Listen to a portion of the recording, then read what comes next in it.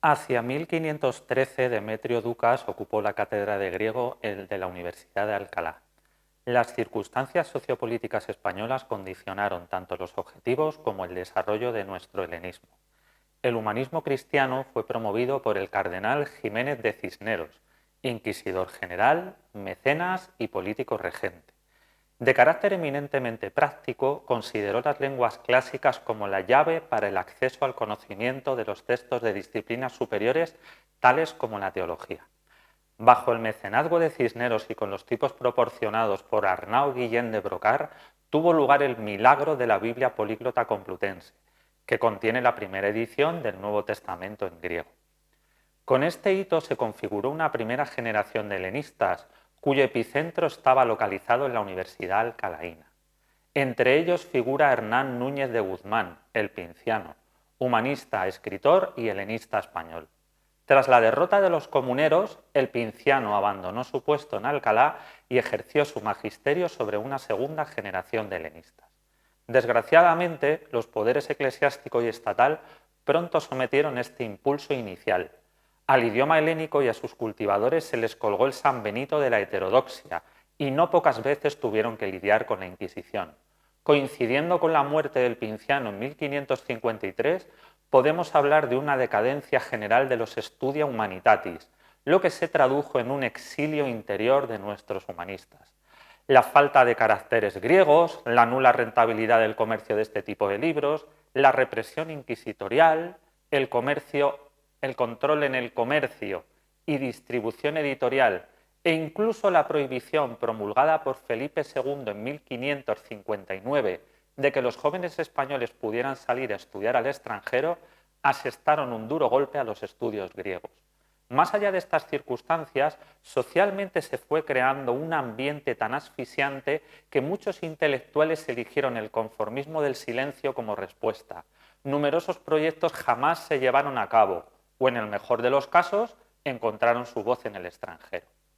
Fuera del círculo universitario de Alcalá y Salamanca, el interés por el griego llegó a otros lugares de la geografía española: Toledo, Valencia, Zaragoza y Barcelona. Autores como Miguel Jerónimo Ledesma o Pedro Simón Abril sobresalieron por su erudición y mostraron un gran interés por la renovación en la pedagogía. En la segunda mitad del siglo XVI comenzaron a despuntar los primeros helenistas pertenecientes a la Compañía de Jesús. Entre ellos destacó en especial Francisco Torres.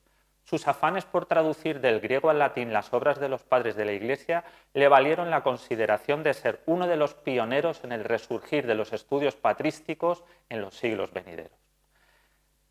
Dos rasgos particulares destacan en el helenismo renacentista cordobés. Por un lado, el predominio de las órdenes religiosas como transmisoras de la lengua y cultura helenas, sobre todo los colegios de la Compañía de Jesús. Por otro, la existencia de ciertos individuos egregios que, ya fuera por razones de estudio, ya por su apertura de miras, se ven atraídos por obras literarias en lengua griega, que coleccionan, en la mayoría de los casos, consultan y, consecuentemente, sirven de transmisores de los conocimientos adquiridos, aunque su influjo se restringiera a un grupo reducido de intelectuales.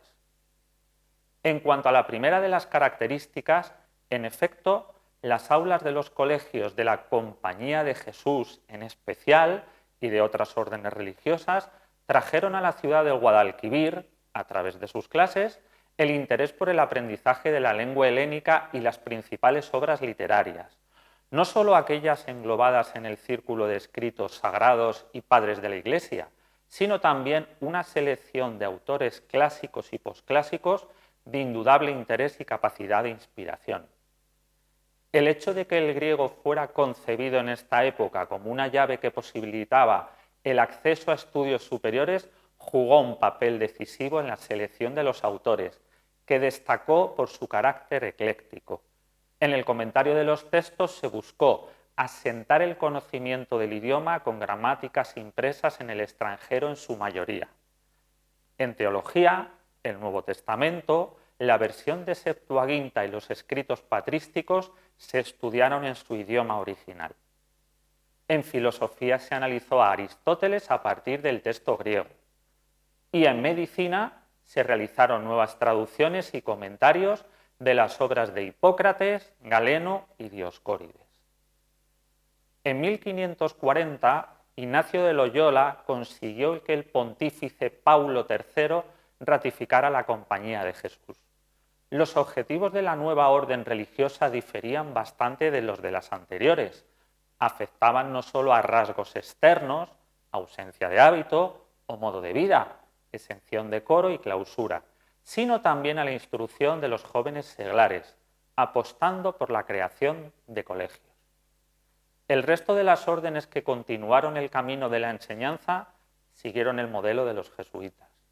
Desde la década de 1550, los jesuitas establecieron sus colegios en Córdoba, lo que trajo aparejado la docencia y el aprendizaje del griego. Una vez terminados los estudios secundarios en sus localidades, los cordobeses acudían a la capital a proseguir su formación en filosofía o en teología en los centros jesuíticos o en el seminario de San Pelagio. Todos los estudiantes que querían obtener un grado universitario se veían obligados a abandonar Córdoba. En este sentido, las iniciativas de establecer una universidad, como las promovidas por el maestro Juan de Ávila o por el doctor Diego Fernández de Inquinira, que dotó en 1558 una cátedra de medicina en el Colegio de Santa Catalina, fueron estériles. A su vez, ilustres humanistas como Juan Ginés de Sepúlveda y Sebastián de León, que forjaron parte de sus carreras en Italia, se vieron inspirados allí por los nuevos aires que soplaban desde el oriente heleno hacia el occidente europeo. Ese interés queda plasmado no solo en los escritos conservados, sino, además, en los volúmenes que conformaron sus bibliotecas, que, al morir, legaron a las bibliotecas en las que creyeron que sus libros podían ser de mayor utilidad y provecho: el Cabildo Catedralicio y el Colegio de Santa Catalina de la Compañía de Jesús, respectivamente.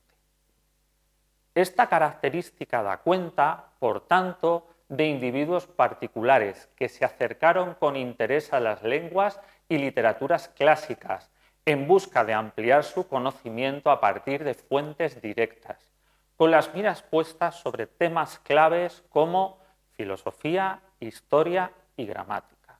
Sin embargo, por desgracia, su legado tuvo muy poca repercusión en el devenir de los estudios helénicos de la ciudad. A continuación, abordaremos el análisis de 4 bibliotecas históricas de Córdoba: la Biblioteca Pública Provincial, la Biblioteca del Colegio de Santa Catalina de la Compañía de Jesús, la Biblioteca del antiguo Colegio de la Asunción y la Biblioteca de la Catedral de Córdoba. La génesis de la Biblioteca Pública Provincial de Córdoba hay que buscarla en una ley del 23 de octubre de 1820 en la que se especifica la custodia de libros procedentes de la desamortización de las órdenes religiosas.